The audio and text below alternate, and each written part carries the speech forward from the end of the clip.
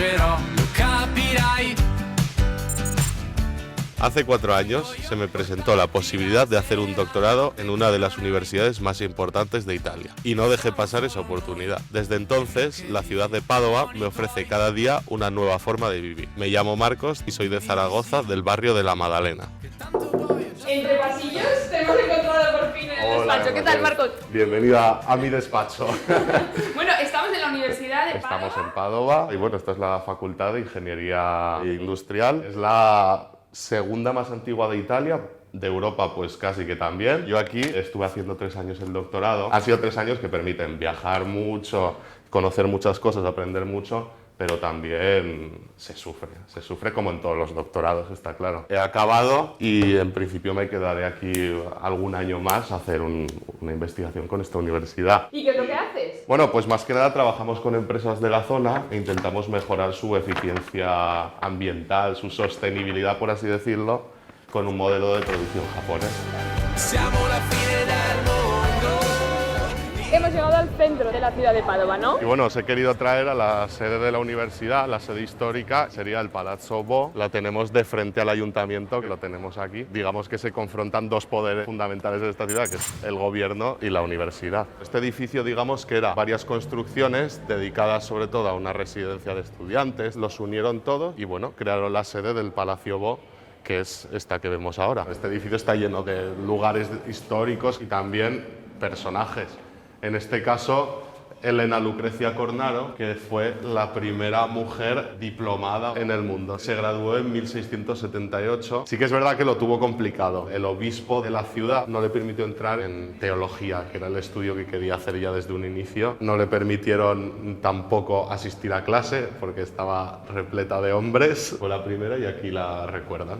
Luego también tenemos aquí la cátedra de Galileo, donde Galileo realizó algunas de sus lecciones. Tenía como 600 estudiantes que lo querían escuchar. Como Galileo era tan pequeño y tenía que dar las lecciones que casi ni lo veían ni lo oían, esta cátedra sí, se la construyeron sus alumnos. En este edificio también hay varias salas y aquí tenemos el aula de medicina, que es muy característico y si queréis le echamos un ojo. Vamos a verlo. ¿Aquí es donde se daban antiguamente las clases de medicina? Sí, aún tiene uso, aún se utiliza en esta universidad. Se usa para realizar los exámenes orales. Esa mesa y esa silla, Sí. lo que tiene que imponer es estar sentado. Sí, yo creo que sí, impone mucho, sí. Cuando terminaba la lección teórica, pasaban los estudiantes a la práctica. Seguían este camino hasta esta sala un poco oscura y tenebrosa en la que se realizaban las disecciones a los cadáveres y es el teatro anatómico. Este teatro anatómico se fundó en 1594 y digamos que es el teatro anatómico fijo más antiguo que se conserva. Encontramos aquí esta frase que dice: los muertos están orgullosos de socorrer a la vida. Estas frases se las recordaban los profesores a los estudiantes antes de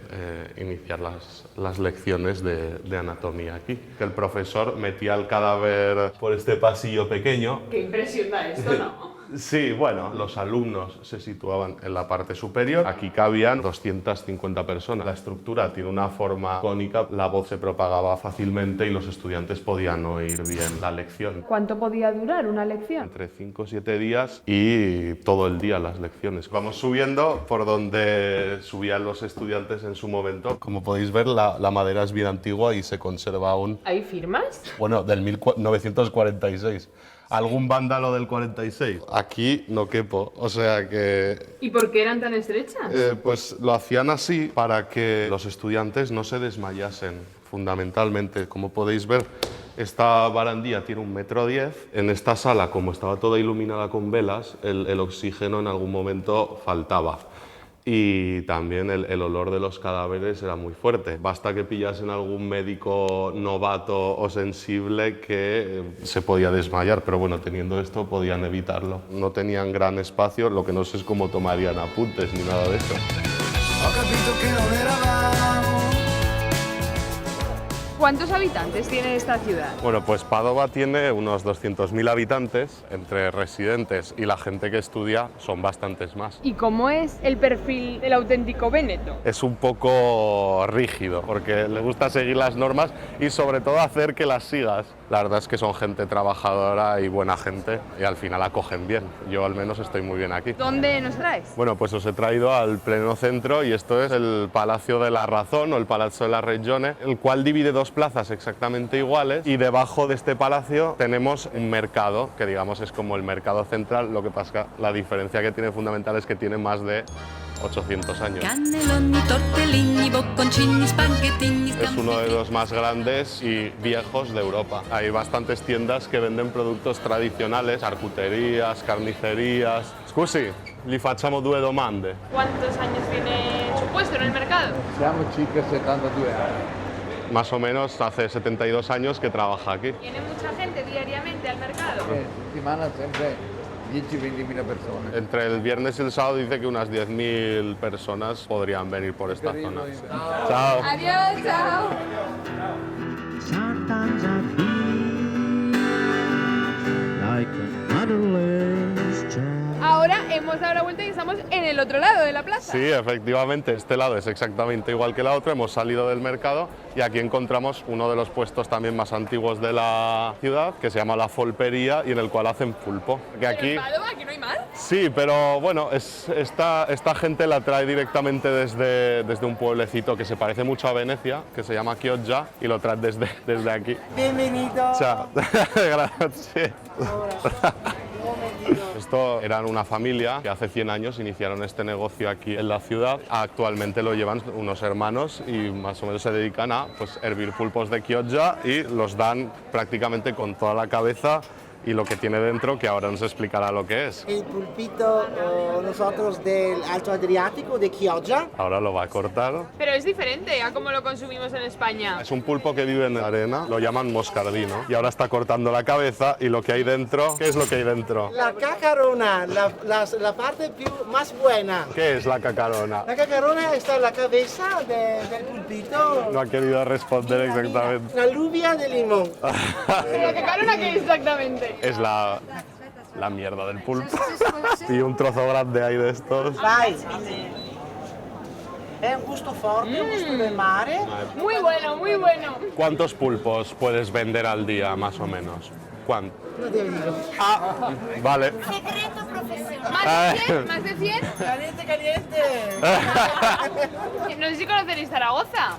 Sí, Zaragoza è nel corazón. Perché? Perché è stato il primo viaggio in Spagna. Corazón, corazón, Zaragoza.